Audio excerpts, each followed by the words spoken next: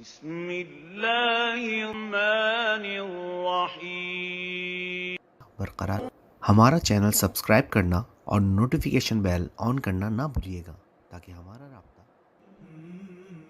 دربار یزید میں حضرت زینب کا خطبہ اس خطبے کو کہا جاتا ہے جسے حضرت زینب نے واقعہ کربلا میں امام حسین رضی اللہ تعالیٰ اور ان کے باوفا اصحاب کی شہادت کے بعد جب اسیران کربلا کو شام میں یزید کے دربار میں لے جایا جا رہا تھا تو اس وقت ارشاد فرمایا۔ دربار یزید میں دیا گیا حضرت زینب اور امام سجاد کے خطبے نے یزید کے درباریوں پہ اس قدر اثر چھوڑا کہ اس کے بعد دربار میں اہل بیت کی حمایت ہونے لگی۔ آج کی اس ویڈیو میں اس خطبے کے بارے میں آپ کو بتایا جائے گا، مگر آگے بڑھنے سے پہلے آپ سے ایک گزارش ہے کہ اگر ابھی تک آپ نے ہمارے چینل کو سبسکرائب نہیں کیا تو ویڈیو کو لائک اور چینل کو سبسکرائب کر کے ہماری حوصلہ افزائی کریں تاکہ اس طرح کی انفارمیٹیو اور اسلامک ویڈیوز آپ کو سب سے پہلے دیکھنے کو ملتی رہے۔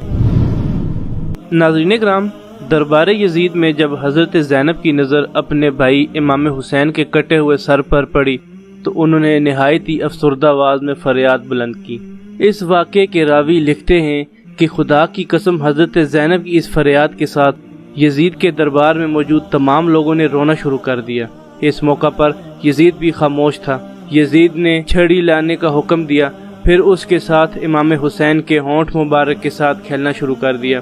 ابو برزہ اسلمی جو نبی پاک کے اصحاب میں سے تھے کہنے لگے، اے یزید، ان ہونٹوں پر چھڑی کو نہ مار، میں نے اپنی آنکھوں سے ان ہونٹوں کو نبی صلی اللہ علیہ وسلم کے ہونٹوں سے لگے ہوئے دیکھا ہے۔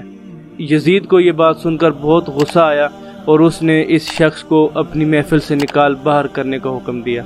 حضرت زینب خطبہ دیتے ہوئے فرمانے لگیں، شروع اللہ کے نام سے جو بہت بڑا مہربان اور نہایت رحم کرنے والا ہے۔ سب تعریفیں اس خدا کے لیے ہیں جو کائنات کا پروردگار ہے، اور اللہ کی رحمتیں نازل ہوں پیغمبر اکرم صلی اللہ علیہ وسلم پر اور ان کی پاکیزہ عطرت و آل بیت پر۔ اما بعد، بالآخر ان لوگوں کا انجام بہت برا ہے جنہوں نے اپنے دامن حیات کو برائیوں کی سیاہی سے داغدار کر کے اپنے خدا کی آیت کو تکذیب کیا اور مذاق اڑایا۔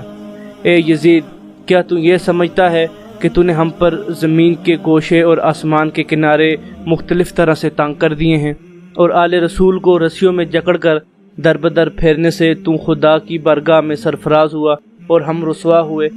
کیا تیرے خیال میں ہم مظلوم ہو کر ذلیل ہو گئے اور تو ظالم بن کر سربلند ہوا؟ کیا تو سمجھتا ہے کہ ہم پر ظلم کر کے خدا کی بارگاہ میں تجھے شان و مقام حاصل ہو گیا ہے؟ آج تو اپنی ظاہری فتح کی خوشی میں سرمست ہے،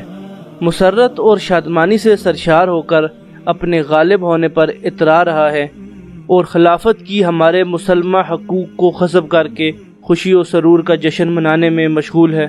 اپنی غلط سوچ پر مغرور نہ ہو اور ہوش کی سانس لے۔ کیا تو نے خدا کا یہ فرمان بھلا دیا ہے کہ حق کا انکار کرنے والے یہ خیال نہ کریں کہ ہم نے انہیں جو مہلت دی ہے وہ ان کے لیے بہتر ہے، بلکہ ہم نے انہیں اس لیے ڈیل دے رکھی ہے کہ جی بھر کر اپنے گناہوں میں اضافہ کر لیں، اور ان کے لیے خوفناک عذاب تیار ہے۔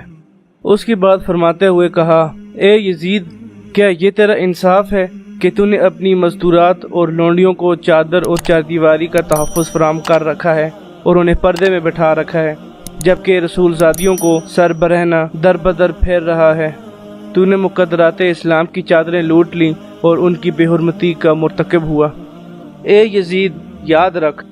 خدا تجھ سے آل رسول کا انتقام لے گا اور ان مظلوموں کا حق انہیں دلائے گا۔ خدا کا فرمان ہے، تم گمان نہ کرو کہ جو لوگ راہ خدا میں مارے گئے ہیں وہ مر گئے ہیں، بلکہ ہمیشہ کی زندگی پا گئے ہیں اور بارگاہ الہی سے روزی پا رہے ہیں۔ یزید، یاد رکھ کہ تو نے جو ظلم آل محمد پر ڈائے ہیں، اس پر رسول خدا عدالت الہی میں تیری شکایت کریں گے اور جبرائیل امین آل رسول کی گواہی دیں گے۔ پھر خدا اپنے عدل و انصاف کے ذریعے تجھے سخت عذاب میں مبتلا کر دے گا، اور یہی بات تیرے انجام کے لیے کافی ہے۔ اس کے بعد فرمایا، اے یزید، یہ گردش ایام حوادث روزگار کا اثر ہے کہ مجھے تجھ جیسے بد لحاظ اور برے انسان سے ہم کلام ہونا پڑ رہا ہے، اور میں تجھ جیسے ظالم اور ستمگر سے گفتگو کر رہی ہوں، لیکن یاد رکھ میری نظر میں تو ایک نہایت ہی پست اور گھٹیا شخص ہے جسے کلام کرنا شریف کی توہین ہے۔ میری اس جرت سکن پر تم مجھے اگر ستم کا نشانہ ہی کیوں نہ بنا دے، لیکن میں اسے ایک عظیم امتحان اور آزمائش سمجھتے ہوئے صبر و استقامت اختیار کروں گی، اور تیری بدکلامی اور بدسلوکی میرے عزم و استقامت پر اثر انداز نہیں ہو سکتی۔ آج ہماری آنکھیں اشبار ہیں اور سینوں میں آتش غم کے شعلے بھڑک رہے ہیں۔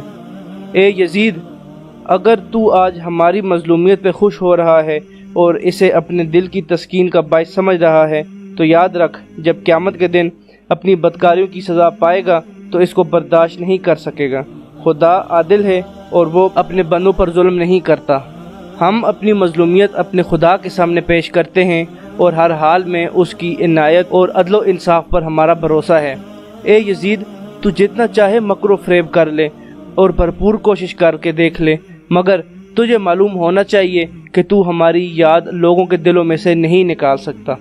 تو یہ خیال خام اپنے دل سے نکال دے کہ ظاہر سازی کے ذریعے ہماری شان و شوکت کو پا لے گا۔ تیری حکومت کی گنتی کے چند دن رہ گئے ہیں، تیرے سب ساتھی تیرا ساتھ چھوڑ جائیں گے، تیرے پاس اس دن کی حسرت اور پشیمانی کے سوا کچھ بھی نہیں بچے گا جب منادی ندال کرے گا کہ ظالم اور ستمگر لوگوں کے لیے خدا کی لعنت۔ اس خطبے کے بعد حالت یہ تھی کہ یزید کے دربار میں موجود ہر شخص کی آنکھوں میں آنسو تھے